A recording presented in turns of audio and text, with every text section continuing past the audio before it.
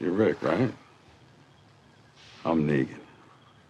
In 2016, The Walking Dead Season 6 was airing, and for most of the season, it was leaving small hints for the introduction of Negan. I remember there being so much hype and anticipation around his introduction. Every small thing or hint that they left in Season 6 all led up to the moment he walked out of the RV. The scene was incredible to watch. It's one of my favorite scenes in the entire show. Jeffrey Dean Morgan delivers an incredible performance throughout his time on the show, but he really stands out here. This whole 15-minute monologue has to be by far the most stressful moment in the entire show, maybe even any show. Back when this episode was first premiering, everyone's heart was beating fast and everyone was stressed, just worried that today might be the day they lose their favorite character. And for a lot of people, they did lose their favorite character.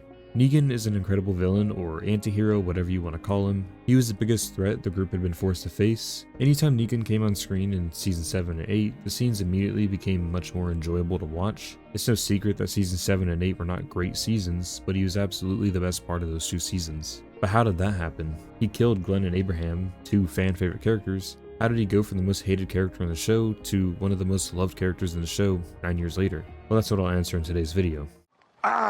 Welcome to a brand new beginning, you sorry shits. A lot of people say that The Walking Dead went downhill after his arrival, and while yes, that is kind of true, I don't think Negan was the cause. The writing just simply got worse. When we first meet Negan, he has so much power. He has control over the Kingdom, Hilltop, and now Alexandria. He had everyone working for him, gathering supplies or just things that he might like. His people even kneeled when they were in his presence. Now as the audience, we can see that there is much more to his character than we can see. How did he become this monster? Oh, we'll circle back to that question later. He does the most evil things in Season 7 and 8. He tortures people for absolutely no reason, murders needlessly, and kills off two fan favorite characters, all while laughing in their faces. But even with all that, he's still such an interesting character, and a fun character that actually added a lot of humor even with all the evil things he's done. This was mostly due to Jeffrey Dean Morgan's charm, but that can only go so far. He needed to actually change, and we needed to know why he became the way he is. And it all starts with Carl. Negan changed a lot when he started to get closer to Carl. Throughout his time on The Walking Dead and Dead City, he's always had this natural paternal instincts, and is almost always taking care of a kid. But it all started with Carl gunning down his men. Negan's hatred for Rick and all these other communities, it doesn't extend to Carl. He actually cares about him. He respected him the first time he ever saw him. Even when Carl went to the sanctuary killing some of Negan's men, Negan never retaliated. Well, except in the Season 7 finale when he was apparently going to kill Carl, but let's just skip past that. Instead of Negan retaliating, he brought him home, safe and sound. And I fed him spaghetti. When Carl died, he was actually hurt. Carl had a vision for the future. He thought that they could settle their differences and live together in peace. Carl changed his view on Negan pretty quickly. He just wanted to kill Negan, but now he wants to keep him alive and possibly see a future where Negan can just roam free.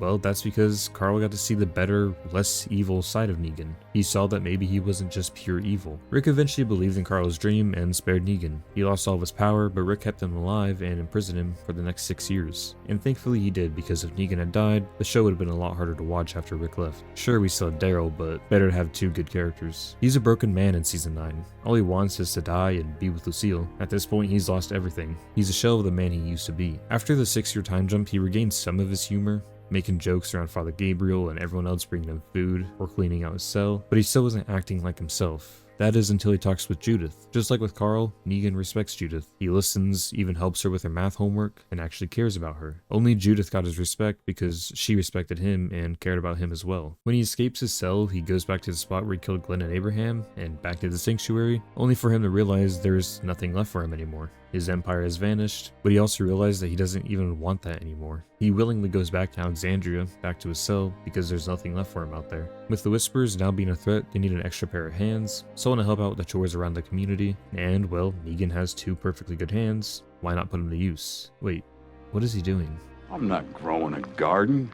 Oh, okay, never mind. He's not really a threat anymore, even though they don't realize it yet. Back in the Season 9 finale, he saved Dog and Judith in the blizzard, not to make himself look good, but because he actually cares about her, even going back for Dog. Carol becomes desperate to kill Alpha, so she lets Negan out of his cell. This is actually the first time these two have even interacted with each other. She asks Negan to kill Alpha, but what does he get in return? He doesn't want a horse or any supplies so he can leave on his own. All he wanted is to go back to Alexandria and give everyone there a reason to trust him. He's now on the run again, trying to infiltrate the Whispers and kill Alpha once and for all, but someone else is following him. This guy's name is Brandon, and man do I hate him. He's someone who idolizes the man Negan once was. He even mentions Carl and how Negan killed Carl, to which Negan says I'd never kill a kid, which is confusing because he was was absolutely going to kill Carl if Shiva didn't show up, but either way it brought back a lot of emotions. They find this mother with their kid, his name is Milo. Negan had every intention of bringing them back to Alexandria, that is until Brandon kills him. And Negan kills him after realizing what he did, but it was kind of symbolic,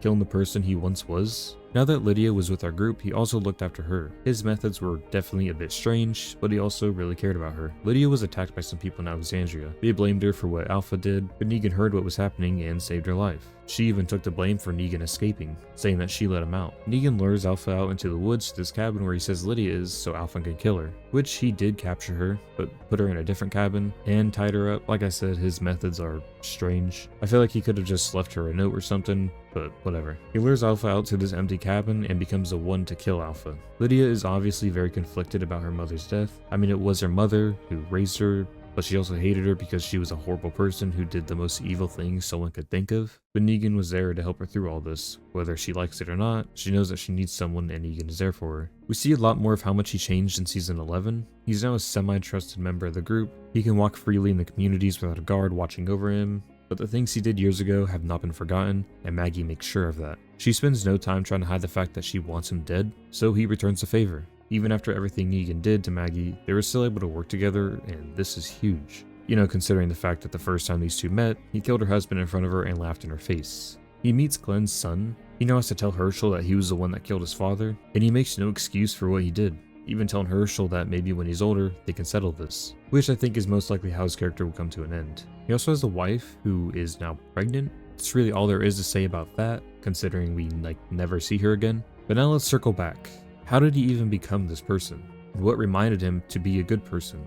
But we see the reason in season 10's Here's Negan. This was one of the best episodes in The Walking Dead. He wasn't a faithful man before the apocalypse. He admits that he made mistakes, but that he still loved his wife Lucille, even though he cheated on her, but whatever. When the apocalypse starts, he becomes her doctor, giving her the treatments for her cancer. The acting and chemistry between these two is so believable, and that's because Jeffrey Dean Morgan and Hilary Burton, who plays Lucille, are married in real life, so that just made their on-screen relationship that much more real, and it made it much more emotional when she dies at the end of the episode. When she died is when he became the monster we were first introduced to. What happened to you at the start of the apocalypse has been shown to be very important. Rick at the start was able to find and reunite with Lori and Carl. He didn't lose either of them right at the start. However, Negan lost everything he had at the start, and it wasn't until years later that he found something or someone that was worth caring about. Negan was a bad man.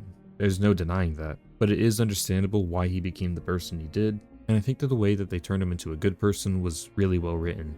Usually I don't like when writers make a character become close to a kid and take care of them. It's been done so many times and it always feels like a cheap attempt at making a character likable, but it works really well with Negan. Now I can't speak too much for Dead City. I've only seen season 1, haven't seen season 2, and probably never will. But as far as season 1 goes, everything I just said still holds true to that. So this is how Negan was redeemed and became a fan favorite character even after killing Glenn and Abraham. If you enjoyed today's video, feel free to like and subscribe. What do you think about Negan's redemption arc? Let me know down below, and with that being said, thank you all for watching. Pissing our pants yet?